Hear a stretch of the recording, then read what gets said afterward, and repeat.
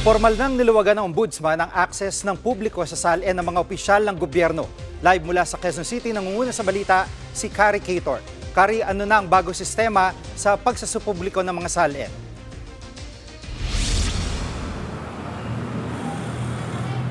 Gigi, kung dati nga ay pahirapan ang access ng publiko sa Statement of Assets, Liabilities and Net Worth o SALN, ngayon madali na. Yan ay dahil pwedeng mag-request na ang kahit sino at kailangan lang daw magsumite ng ID at iba pang kaukulang dokumento. Pwedeng humingi ng kopya niyan sa Ombudsman Headquarters para sa national officials at sa kanilang mga sectoral office para naman sa mga lokal na opisyal. Ang hawak ng Ombudsman ay ang mga SALN ng Pangulo, Bise at Bise bukod pa roon nga sa mga nabanggit natin na iba pang national at local official. Para naman sa mga senador, kongresista at mga taga-hudikatura, pwedeng i-request ang kanilang mga SALN sa kani-kanilang institusyon. Hiwalay kasi ang kanilang repository kaya hinihikayat din sila ng Ombudsman na sumunod o magkaroon na ng kaparehong guidelines. Giit naman ng Ombudsman, hindi na kailangan ng consent o permiso ng kahit sinong opisyal sa paglalabas ng SALN. Gigi. Ari, anong kaibahan nito sa polisiya ng nakarang Ombudsman na si Ombudsman Samuel Martires?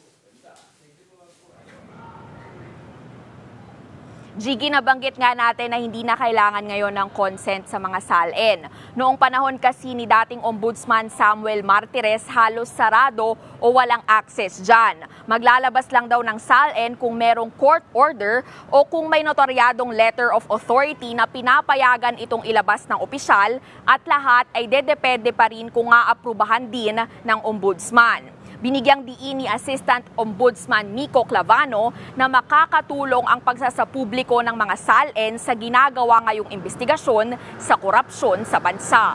Pakinggan natin ang kanyang pahayag.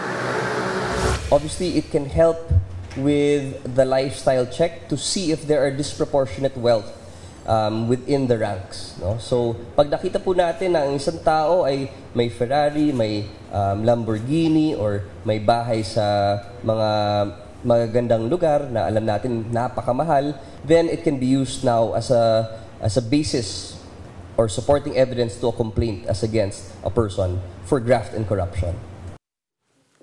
At Kari, may binigay na bang update ang DOJ at Ombudsman kaugnay sa investigasyon sa flood control scandal?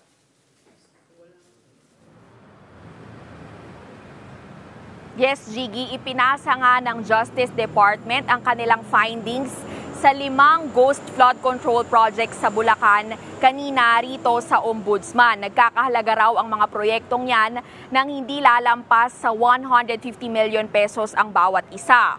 Kabilang sa mga dawit dyan, sina dating Bulacan 1st District Engineer Henry Alcantara at DE at Assistant DE Bryce Hernandez at JP Mendoza. Gayon din daw ang contractor na Sims Construction Trading. Kabilang sa mga inirekomendang reklamo ng DOJ sa Ombudsman, ang graft, malversation, falsification of public documents at perjury.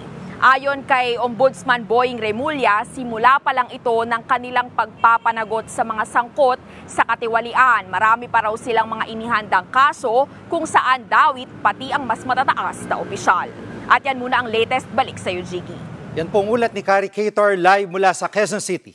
Mga kapatid, Gigi Manikad po, pagdating sa mahalagang balita sa loob at labas ng bansa, dapat una sa lahat, mag-follow at mag-subscribe na sa social media pages ng News 5.